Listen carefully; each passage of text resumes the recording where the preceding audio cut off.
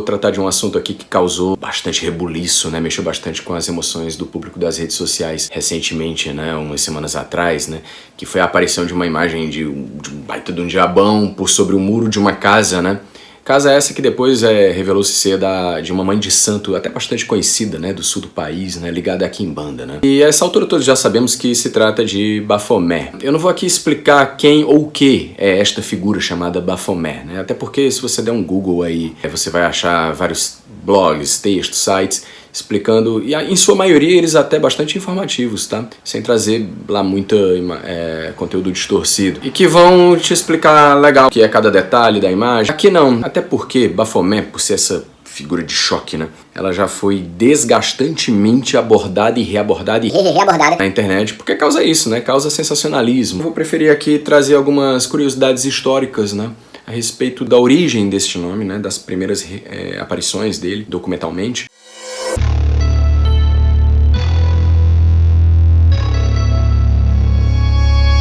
E antes de mais nada, né? Explicando o que é originalmente Bafomé. Nada mais é do que uma corruptela, uma transliteração, uma transfonetização errônea do nome de Maomé. Isso lá no contexto das cruzadas. No caso é francês medieval. Se não me engano, mas com quase certeza, e mais especificamente, se trata do idioma provençal, né, o occitano. E ele era, ou talvez seja, não sei, os linguistas que estiverem assistindo me corrijam, ainda é falado, né? Ali no sul da Europa, junto ao Mediterrâneo, né? Pegando toda aquela faixa do sul da Espanha, sul da França, sul da Itália e acho que até Mônaco também. E essa é uma região da Europa muito importante para o misticismo ocidental, né? Eu posso fazer outros vídeos falando sobre isso, sobre a cruzada albigense, sobre até o surgimento da Cabala mesmo. Sim, Cabala, o misticismo judaico, né? Não nasce no Oriente Médio, nasce na Europa. Exatamente nessa região, né? O que não tem lá muita relação com Bafomé. E para resgatar essas informações, eu recorri a um dos meus primeiros diarinhos, né? Dada a altura, ali por volta de abril de 2014 e 2015, eu estava fazendo alguns apontamentos sobre Bafomé e os trouxe para cá para não esquecer. Então a primeira vez que esse nome aparece, pelo menos até onde foi possível resgatar, 1098, né? Numa carta de Anselmo de Ribemont, né? Aparentemente ele era um cronista da primeira cruzada, né?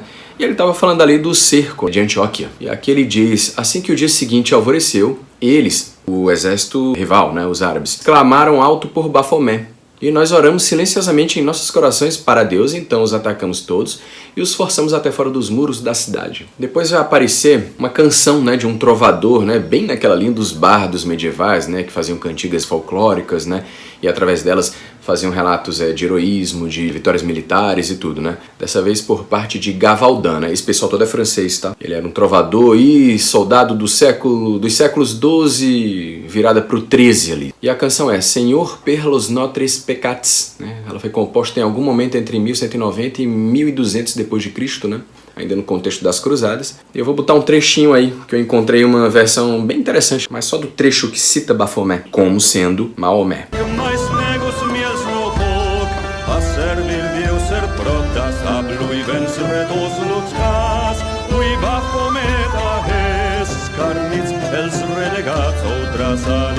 Aí a gente avança um pouco mais de um século e entra no ano de 1307, né, quando começa o julgamento dos Cavaleiros Templários, né?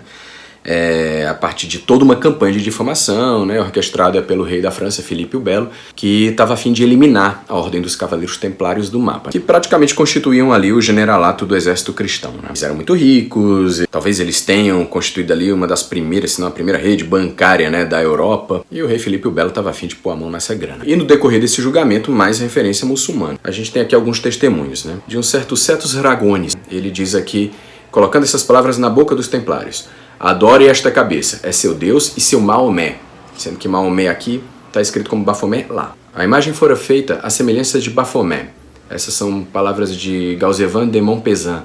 Uma cabeça de madeira, já um outro testemunho, sobre a qual foram pintadas as palavras figura Bafomé, acrescentando, aí tem um trecho aqui em árabe, e a tradução é: eles o adoraram beijando seus pés e gritando Yala, uma palavra sarracena, Raymond Rubel.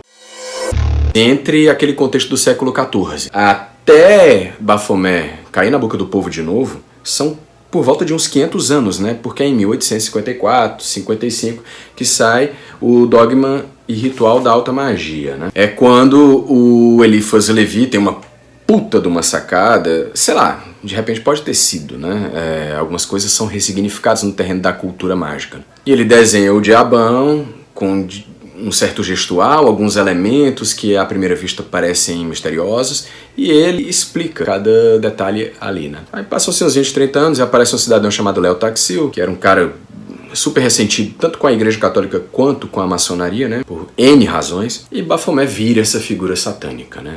Nos Estados Unidos, me escapa agora qual é a cidade, existe uma igreja satanista, na verdade há muitas, né? Que traz novamente essa figura Baphomet. E olha que curiosidade, da elaboração de um autor cristão, Eliphas Levi. Agora, como isso vai bater lá na porteira de Exu, lá na Quimbanda, a ponto de um outro pai de santo, lá na matéria do G1, partindo ali em defesa da sua colega que colocou ali no muro, né? Associando Baphomet ao maioral, num esforço de legitimação, né? Super válido, aliás. Aí disso eu vou falar em um outro vídeo, tá?